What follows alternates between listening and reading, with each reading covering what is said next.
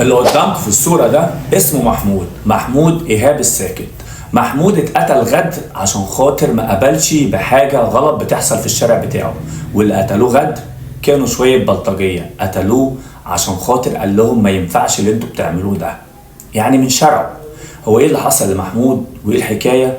يلا بينا، بس بتمنى حضرتك تعمل لايك وشير كتير للفيديو لانه مهم جدا جدا جدا، لان يعني للاسف الشديد ممكن اللي حصل لمحمود ده يحصل لاي حد، وارد جدا يحصل ليا او ليك او لغيرنا. فيلا بينا احكي لكم ايه اللي حصل لمحمود في اصل الجريمه. محمود من محافظة الغربية وتحديدا من المحلة الكبرى من منطقة اسمها محلة البرج. محمود المفروض كانت فيه الشهور اللي جاية ديت خلاص كان هيبقى فرح وهيبقى عريس. اتغدر بيه وهو نازل من بيتهم، المفروض ان هو معدي كده من الشارع، في اشاعتين في الموضوع، ولو حتى الشارع من الاتنين غلط او التانية صح او دي غلط او دي صح فهو برضه ليه حق. محمود نازل من بيته عادي كده بيبص زي اي حد كده في الشارع يمين او شمال، فشاف الاتنين اللي قدامكم دول البلطجيه دولت بيبيعوا مخدرات.